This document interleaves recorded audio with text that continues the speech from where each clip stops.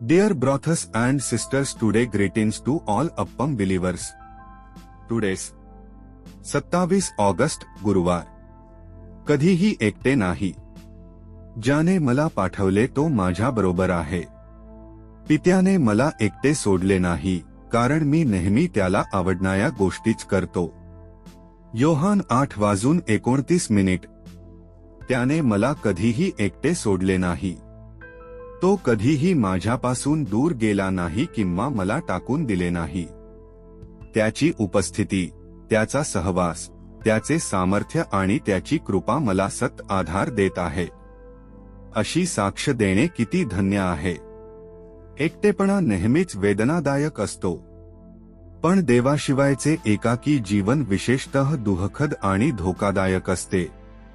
सैतान अनेकदा एकाकी असलेल्या लोकांवर हल्ला करतो. तो आळशीपणा, निराशा, भीती आणि अविश्वास निर्माण करतो.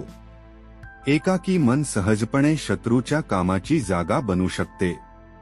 परमेश्वर तुमच्या एकटेपणाच्या जागी स्वतःची गौरवशाली उपस्थिती देऊ इच्छितो.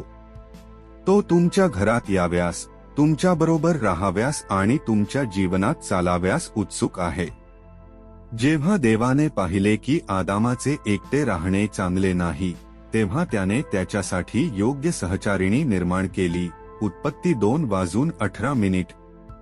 त्याचप्रमाणे विश्वासणाऱ्यांनी आध्यात्मिकदृष्ट्या एकटे राहू नये म्हणून त्याने आपल्याला मंडळीचा सहवास आणि इतर विश्वासणाऱ्यांची संगत दिली आहे. तसेच आपल्या आध्यात्मिक प्रवासात आपण कधीही एकटे पडू नये म्हणून त्याने आपल्याला पवित्र आत्म्याचा अभिषेक आणि परिपूर्णता दिली आहे.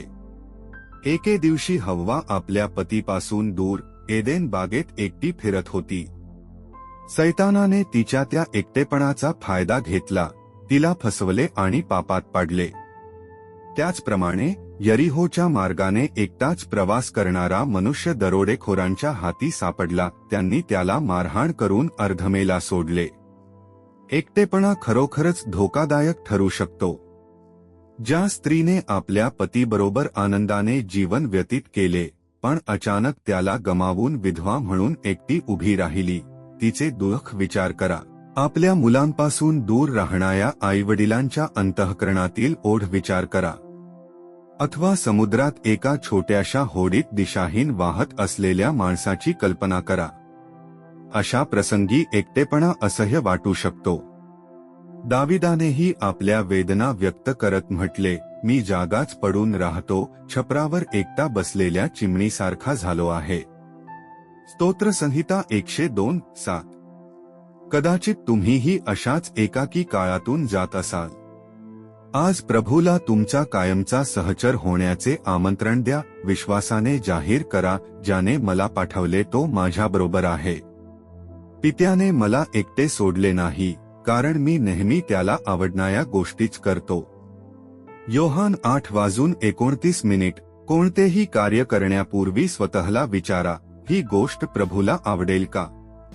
यामुळे त्याला आनंद होईल का? प्रत्येक निर्णय त्याच्या उपस्थितीत घ्या. प्रिय देवाच्या लेकरा, प्रभूला आवडणाऱ्या गोष्टीच करण्याचा निश्चय कर, मग तुला कधीही एकटे चालावे लागणार नाही. पुढील मन्नासाठी वचन. परमेश्वराने लोकांसमोरून दिवसाचा मेघस्तंभ किंवा रात्रीचा अग्निस्तंभ दूर केला नाही. निर्गम दुपारी 1:22. आजचे बायबल वाचन. सकाळी स्तोत्रसंहिता 120, 121, 122. सायंकाळी 1 कोरिंथकर 9.